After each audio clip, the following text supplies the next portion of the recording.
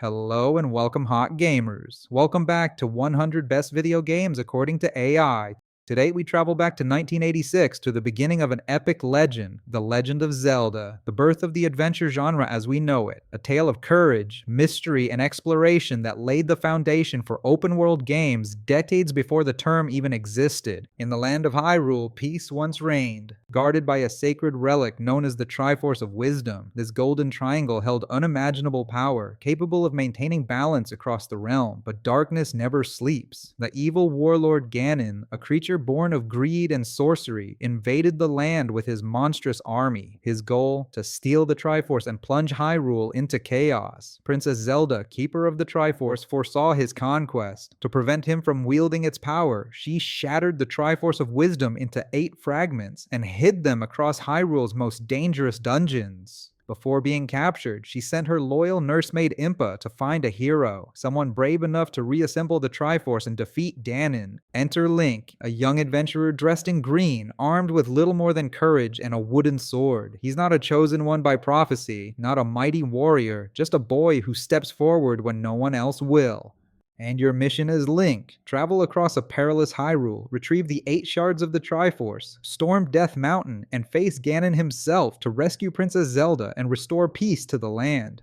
Simple, right? But in 1986, this trend of storytelling spread through gameplay, instruction manuals, and exploration was revolutionary. Zelda didn't tell you everything. It invited you to discover the story for yourself. At a time when most games were linear, The Legend of Zelda dared to be different. It created the action-adventure genre, combining combat, exploration, and puzzle solving in a single open world. Players weren't told where to go. You could wander into a forest, bomb a wall, or accidentally find a dungeon long before you were ready for it. That freedom, that sense of getting lost, was exactly what made it magical. This design philosophy of player discovery over developer direction became the DNA of not just the Zelda series, but of countless modern games. From Elden Ring to Breath of the Wild, it all started here. Mechanically, The Legend of Zelda was a masterpiece of simplicity, hiding incredible depth. As for exploration, Hyrule is made up of over 100 screens. Forests, lakes, mountains, deserts. Each one hides secrets. Caves with merchants, old men getting cryptic clues, hidden staircases that only appear when you burn the right bush or bomb the right wall. There are 8 main dungeons, each one a labyrinth of enemies, traps, and puzzles.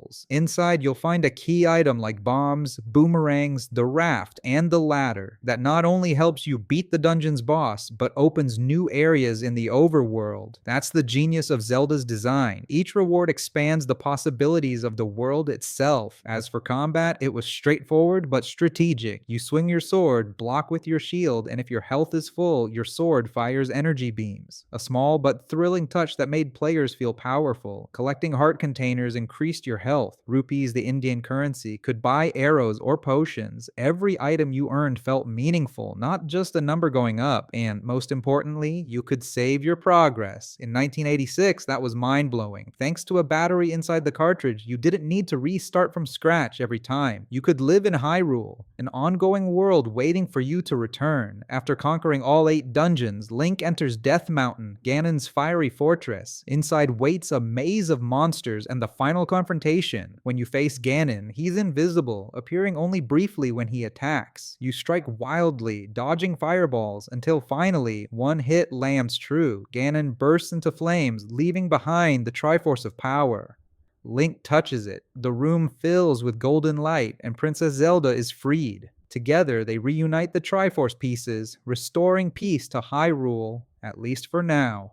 That ending, brief as it was, felt epic because you earned it. The Legend of Zelda didn't just create a franchise, it created a blueprint for adventure gaming. Its DNA lives in every corner of modern gaming, from RPGs to open worlds to Metroidvanias. It taught developers that mystery, exploration, and player curiosity could drive a story better than any cutscene, and it introduced gaming's most enduring themes: courage in the face of evil, wisdom in discovery, and power balanced by compassion. The 3 forces symbolized by the Triforce itself. What an absolute legend. Hit that like button and tell me your favorite Zelda game in the comments. Next time, we're diving into another groundbreaking 8-bit masterpiece that took the concept of item-based progression and isolated exploration and rocketed it into space. If you're into games, nostalgia, or just love a good challenge, hit that subscribe button and come along for the ride. Peace.